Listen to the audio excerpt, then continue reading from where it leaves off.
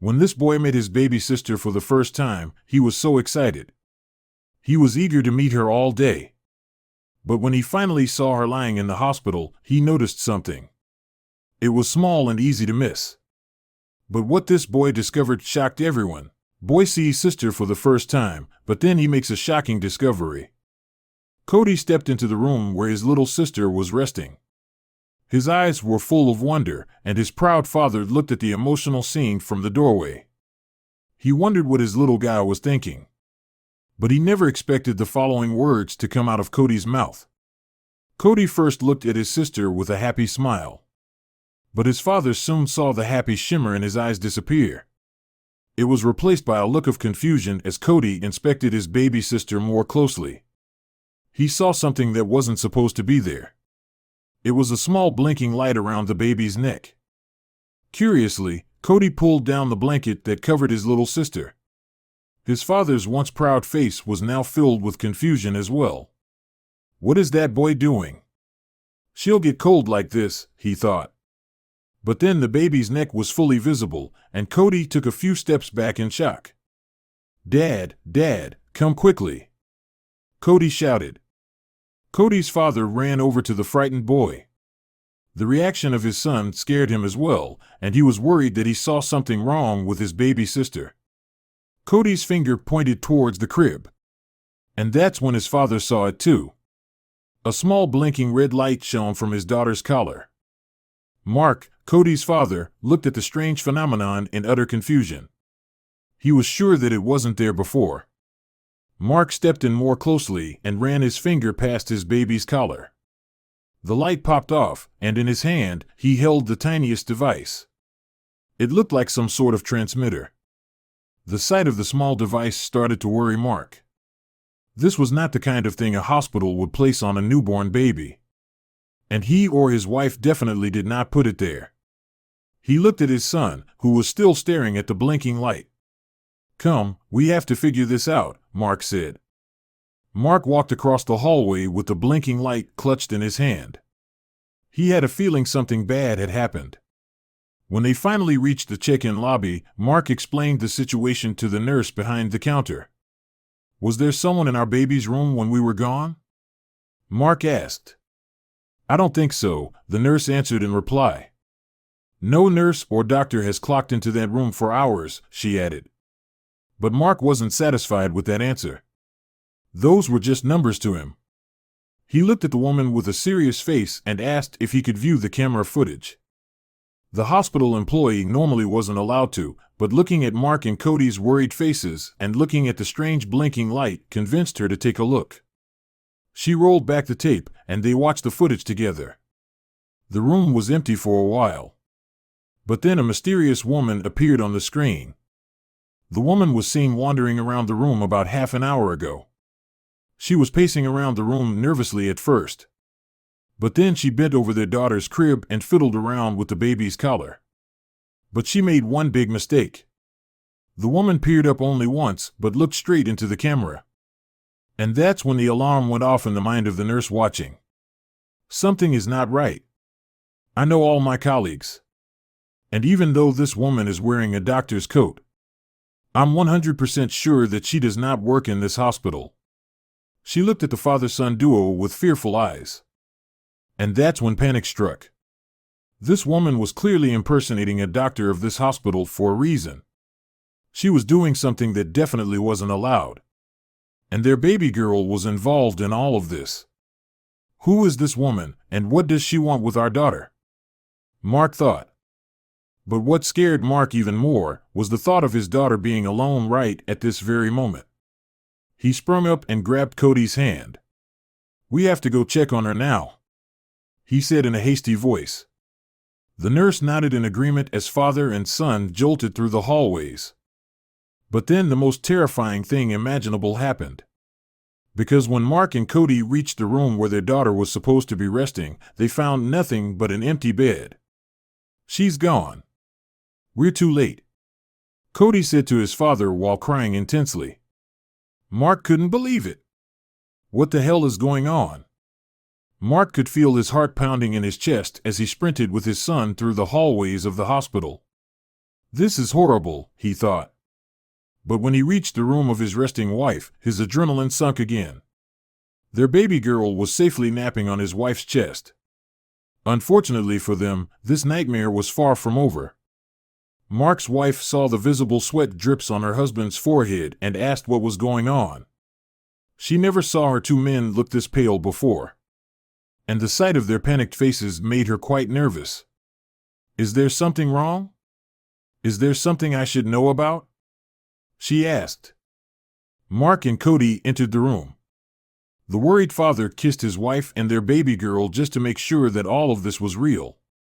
And that's when Mark explained the bizarre occurrences that had been happening in this hospital. The red blinking light, the woman, all of it. He saw the face of his wife change from calm to full-on panic. She stared at the light in Mark's hand and then back at her newborn baby. A woman dressed up as an employee and was doing something to our daughter? What are you waiting for? You have to find her. She called out. Mark looked at his wife intently and knew she was right. This woman could still be around here somewhere. If she targeted their baby before, she could do so again. They had to find her. And that moment came sooner than expected. Because seconds later, Cody shouted and pointed to a window across the hall. Look over there. The two parents followed Cody's finger to a window of another room across the hall. The lights were on, and multiple babies were resting there. And they weren't alone. Because a woman that looked identical to the lady from the video was standing amongst them.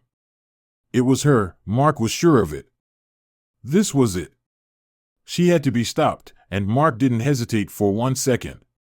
He told Cody to stay back and jolted out of the room. Hey you, stop right there. He shouted. The woman looked Mark straight in the eye but didn't listen to his call. She pushed herself past him and jolted away. The once quiet hospital quickly turned into a scene from an action movie as an adrenaline-filled chase started between Mark and the mysterious woman. She definitely had something to hide because she did everything in her power to get rid of Mark. They ran through the hallways at high speed. The woman was fast, but Mark seemed to be faster. He gained ground on her and was determined to catch her. But this woman wasn't going to be caught that easy.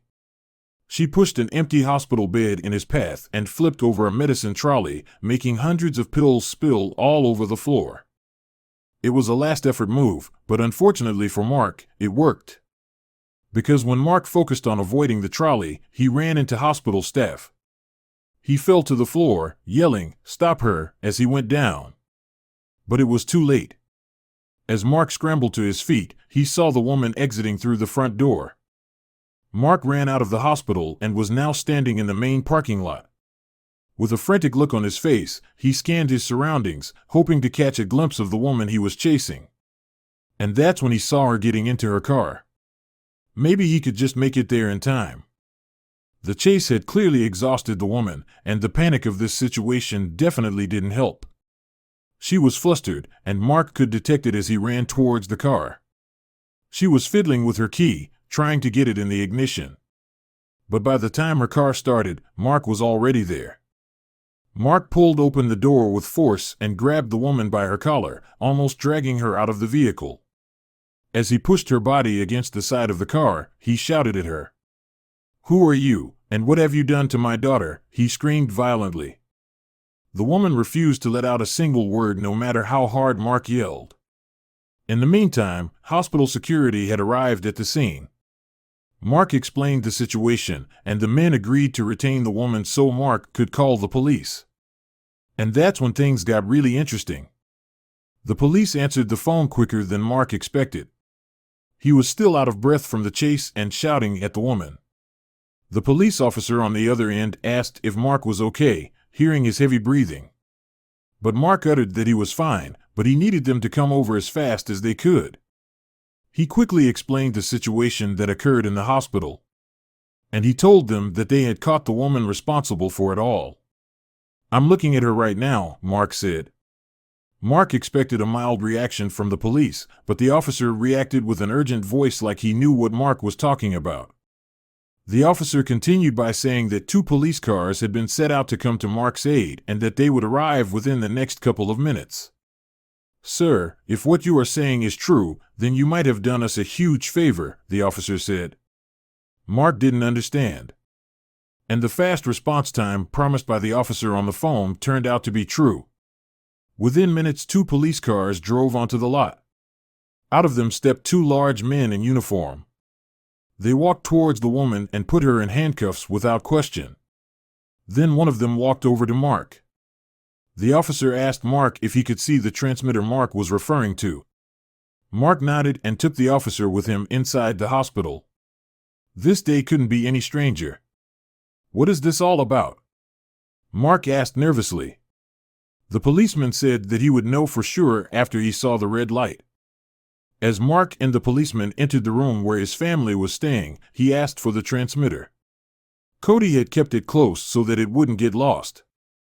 The boy lifted the tiny device from his pants pocket and handed it over to the bulky policeman. He scanned the device intently. Yes, this is exactly what we expected," the large policeman said. "What is it?" Mark's wife asked, still frightened. The officer explained that even though this device didn't seem like much on the surface, it was actually an extremely clever device. "This, my friend, is a tiny computer, and it can do a lot of things. This tiny little thing can do a vast number of things. And in the wrong hands, it can cause a lot of damage. First of all, it is a GPS system that can pinpoint its exact location. But furthermore, it can also disable alarms and even take over security cameras." "But why was it on our daughter?" Mark asked. The officer had an explanation for that question as well. He said that they were hunting a certain gang for a while now. And these criminals had a particular target audience. They rob and steal, but only from families who have just received newborn babies. They remained uncaught, but that might change as of now. This tracker was found in all of the robbed homes, but it was always detected after the burglary already took place. It is hard to spot, but it seems that this tracker battery is running a bit low. That's why it blinks red. And your son's keen eye just might give us the edge in this case. And that's when Mark had a great idea. He noted that the woman planting the trackers in the hospital was caught, so she couldn't alert her fellow members. And as far as they knew, her mission was a success. What if we placed the tracker in our home? Would the burglars then come? Mark asked. The policeman looked at Mark and nodded his head in agreement. Yes, that might just work, the man said. But Mark didn't want to leave them with just a plan. He wanted to give them assistance. So he offered to come along, and he was not taking no for an answer. The policeman was hesitant at first. It was unheard of for a civilian to tag along on an arrest. But they needed Mark to open the house for them. And so if Mark promised to stay in the van as the mission started, he could come along. Mark agreed and stepped into the police vehicle. The 2 officers swapped their cars for an unmarked van, and together they drove over to Mark's house. There Mark placed the transmitter on the table. And now the waiting could begin. They watched from the car window as day turned into night in about 3 hours. And that's when it happened. 2 men in hooded clothes stepped out of a car a little further down the road. They made their way over to Mark's house, and as expected, they managed to open the front door without any hassle. No alarm went off, and Mark could see how stealthy their operation was. But that was about to change. They decided to wait for just a moment. Wait until the burglars were deep in the house and felt safe enough to be caught off guard. Mark saw a flashlight moving through his house. The men eliminated every room one by one. But now it was time to catch them. The officer next to Mark gave the sign. Mark saw the 2 large policemen sneak out of the car and make their way over to his house. This was scary and exciting all at once. The officers went into the house, and within minutes, they surrounded the burglars. They were caught completely off guard. One was pushed to the ground. But something went wrong. The first burglar was instantly detained. But one of the men managed to escape their clutches and was running out of the house. There was no way the officers could catch him in time, but fortunately for Mark, the burglar was running straight for his masked van. This was Mark's moment. It was now or never, and Mark knew this to be true. He knew that if he did not stop the burglar now, he would definitely get away. Mark was nervous, but he was determined. So when the burglar passed the sliding door of the van, Mark jumped out and landed on top of the man. It was a bold and heroic move. And even the policemen who rushed out of the house with the other burglar in cuffs were amazed at the bravery of the father. They arrived at Mark's location and took over, grabbing the man and throwing both of them in the back of the police car. Back at the police station, they found out that the entire gang was made up of these three people: the two male burglars and the woman who planted the devices in the hospital. And it was because of Cody and his father that they were able to apprehend them. But that was not all. Because 1 week later, a strange letter arrived in the mailbox of their home. They were all arrested and had time to reflect on the bizarre thing that happened that day, but there was room for one more adventure. And that adventure came in the form of a formal invitation. The letter was signed anonymously, but it was written with cheerfulness. It asked Mark and his family to come over to the police station. There was one more thing that needed to be done. Mark and his family didn't question it, and they drove over to the place. And there they would receive a huge surprise. When they arrived at the station, they were met by the officers as well as all the families who were struck by the burglars. Thanks to them, all their belongings were recovered, and the gang was caught. They were received as true heroes and honored by all people attending.